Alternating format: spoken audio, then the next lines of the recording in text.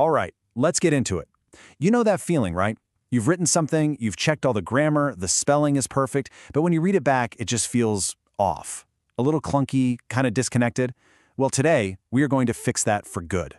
We're going to break down the two secret ingredients that turn choppy, confusing text into something that just flows. It's one of the most common frustrations for any writer. I mean, every sentence, on its own, is totally fine. But when you string them all together, something gets lost in translation. It's like you have this pile of perfect, solid bricks, but you have no clue how to actually build the wall. So what's the missing piece of the puzzle? Just take a look at this. On the left, you've got a bunch of sentences that are technically correct, but man, they are a slog to get through. Now look at the right. It's the exact same information, but it reads so smoothly. It's easy to follow, it makes sense, it just works. You, the reader, don't have to work so hard to connect the dots. And that's the big secret. The magic here isn't some crazy grammar rule you forgot from school. It all comes down to two key ideas: coherence and cohesion.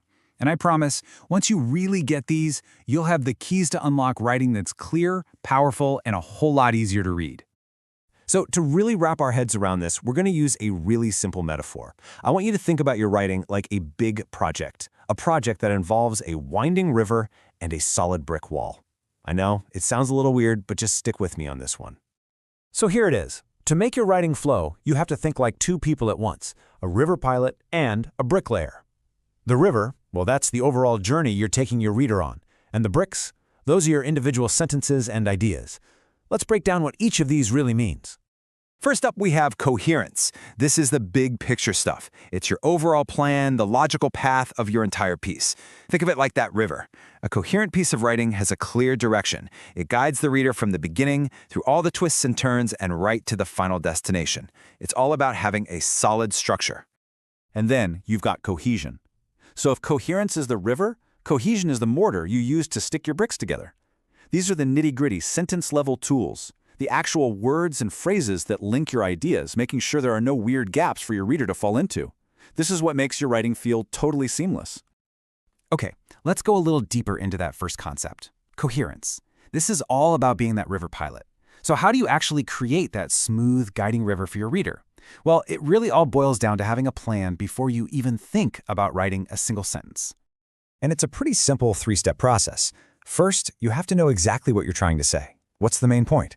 Second, you just brainstorm all your key ideas around that topic.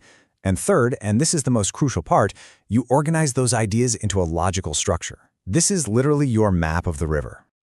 Now, what's the single best tool for making sure your plan actually works when you start writing? It's the topic sentence. Seriously. Think of it like a signpost at the very start of each paragraph, telling your reader exactly what this part of the journey is about. Without it, your reader is basically lost. Take this paragraph, for instance. It just jumps right in. It's got some good points in there, for sure, but it's like, first we're talking about scenery, then we're talking about money, then we're talking about technology. As a reader, you're left kind of scratching your head, wondering, okay, what's the main idea holding all this together? It feels all over the place, doesn't it? The individual points are totally fine, but without that signpost at the beginning, they just feel like a random list. The paragraph doesn't have a clear, guiding purpose. So how do we fix this, like, instantly? Boom! Just look at that. We add one simple sentence to the beginning, and suddenly the entire paragraph just clicks into place. Camping is popular for several reasons. Now, every single point that follows, stress relief, saving money, ditching technology, it all makes perfect sense. That, right there, is the power of a topic sentence. It creates coherence. Okay, so we've mapped out our river with coherence. Now it's time to put on our other hat and be the bricklayer. We need to talk about cohesion, the mortar that actually connects our sentences and makes them stick together. This is where we get into the real nuts and bolts of word choice. The tools for this job are called cohesive devices. You might also hear them called discourse markers, or more simply, linking words or transition words. All you need to know is that these are the little words and phrases that signal the relationship between your ideas. They tell your reader if you're adding something, comparing something, or showing a result. Honestly, you should think of these words as your own personal writer's toolkit, right? You wouldn't use a hammer to drive in a screw, and it's the same idea here. You need to pick the right connecting word for the right job. Getting this right is absolutely essential for clarity. And this is basically your toolkit all laid out. It's really straightforward. So if you're adding a new idea, you might grab a word like furthermore or in addition. If you need to show a contrast, you'd use something like however. For a sequence of events, you've got first, next, then, and to show a result, you've got therefore or as a result. Each word has a specific job to do. Let's see just how powerful these little words can be. Okay, here are two simple facts. My shift ended, I went home. They're fine, but they're just sitting there. They're not connected. Let's add a little bit of cohesion. See? By just adding the word so, we've now created a super clear cause and effect relationship. My shift ended, therefore I went home. The first thing caused the second thing. It's a logical story. But now, look at this. We swap out one little word for but, and the entire meaning just flips on its head. Now it's a story about breaking the rules. It's amazing how one tiny connecting word can completely change the logic and the entire feel of a sentence. So let's bring this all home. We've mapped our river with coherence, and we've mixed the mortar with cohesion. When you put these two powerful concepts together, your writing goes from being just a jumble of facts to a clear, persuasive, and memorable message. So if you're going to remember anything, remember this.